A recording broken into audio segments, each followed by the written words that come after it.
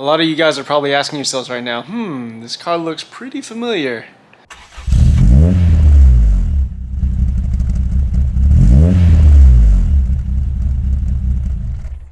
Hey, real quick before we start this video, a lot of you guys have been asking for team shirts. Finally, Autohaus has t-shirts, so it would really help out a lot if you supported the shop, got some merch, some shirts, stickers, support the media work, support me and my dog. Check out that merch store so I don't starve you guys. 1986 Toyota Corolla. Sure enough, you guys are probably familiar, Mr. Danny from Swing Biz Devil Run. This is his old car. I've been showing everyone who's been coming in the building. Same car right there. I'd say the heyday for this car was definitely during the golden era of the Club 4AG forums. I am probably after that heyday has passed, so I don't know a whole bunch about this or a whole bunch about Danny. He's been on the podcast, he's a great guy, I've met him a few times. But yeah, this car, a lot of mystique and history that we'll finally get to discover right now.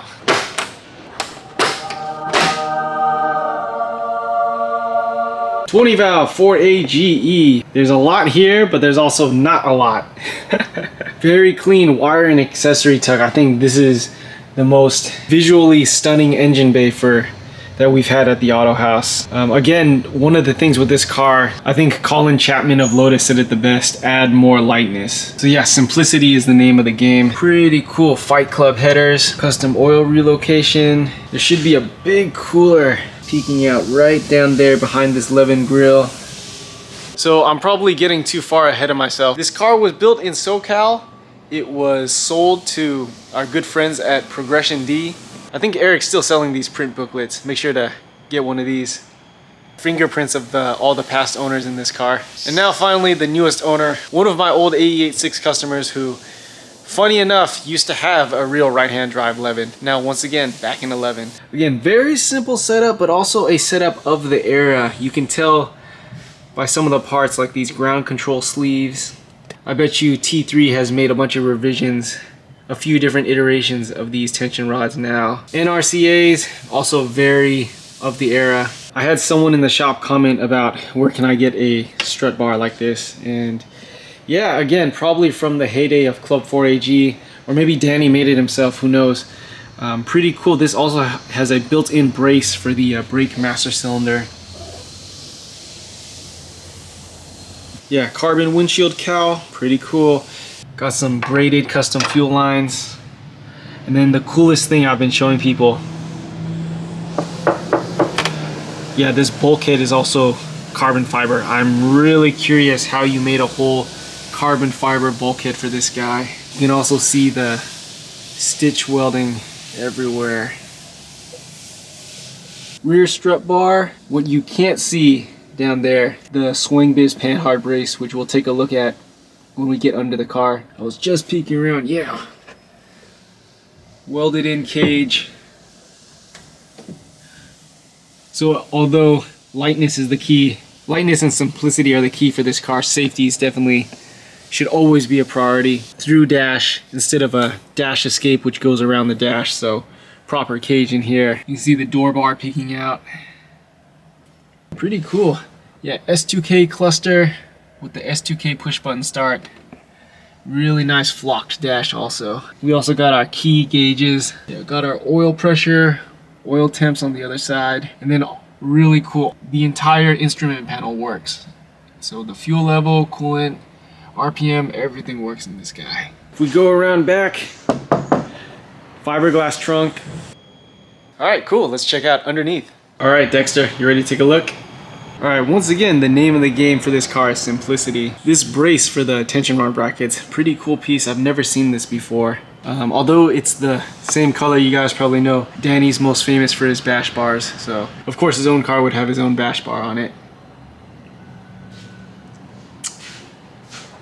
And he's got a newer version. I think the newer ones even have a provision to jack up the front of the car. Corolla Necessity gigantic oil cooler. Here's our pointer just to show you guys in comparison how big that thing is. That's also what she said. Got our digital speedo converter, which threads straight onto the original mechanical speedo gear. As I say that, I'm really curious how Danny got the S2K tachometer to work with all the 20 valve stuff. Again, of the era, very old T3 items. Same thing with the Bilstein shocks. You can see Danny's panhard brace, or I should say the Swang Biz panhard brace right there. And then just as we were trying to wrap up this video, our newest technician, introduce yourself. I'm Michael. Hello. It's funny, when I interviewed this guy, we used this car as the test car, and then you were just saying. So yeah, it's really funny. This was my test car during my interview, and now I get to finish it and see it drive off. So I'm pretty excited, you know, when you brought me in. Cool. So Michael's not a Corolla guy, although this is a Corolla place. But yeah, why don't we walk underneath? What interests you about this thing, or like what like sparks your interest? What questions or quirks do you see or have about this thing? What I think is so cool is the solid rear axle. I mean, for stability, I'm so used to just having, you know, axle shafts to a diff, and it's perfect for swinging. So that's what I know. And the transmission is smaller than I thought when I was installing it, really. I'm so used to just the big bulky transmissions, or a Honda transmission, really, where we don't even have drive shafts, so it's just legit right there. And so it was a challenge, you know, installing everything together, but thanks to Ezekiel, he helped me out. Yeah, this thing is rad.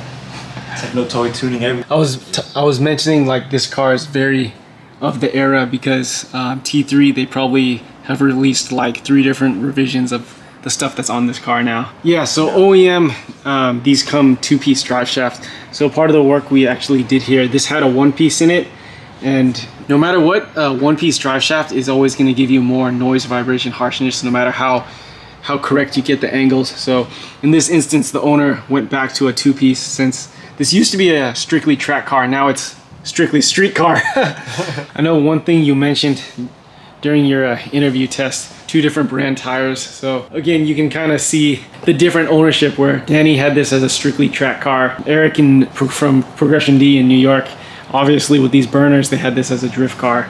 And I think the current owner, besides doing toge stuff, he's trying to turn this into like a toge and grip track car once again. Bring it back to its roots.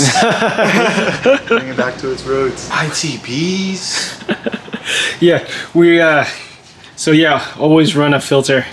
Yeah, 20 valve engine came stock with ITBs. This normally came in a front wheel drive Corolla, and so there's a running joke that the AE101 Corolla is just a shell to house this engine. A few other interesting history things. These headers were actually made by the crew in SoCal, AE86 Fight Club. I should have these guys right here. Yeah, a lot of history in this thing. Well, top side, what are some stuff we worked on this car? We did a transmission R&R, clutch and master cylinder R&R. We also did we installed a new clutch kit, Spec D, right? Stage 2? Spec D. What are we watching? Initial D right now? So I guess really key too. Oh yeah, the pedals.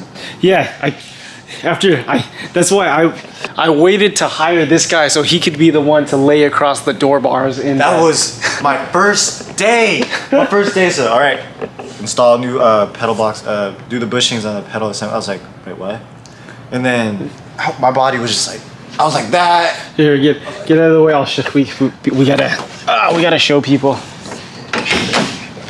So yeah, normally this job sucks with the door bars and the fixed seat. This job extra sucks. Michael have the pleasure of doing all the clutch pedal bushings too, because the clutch pedal had this extreme like side to side movement, and now you can see that guys, this is like 0 movement now.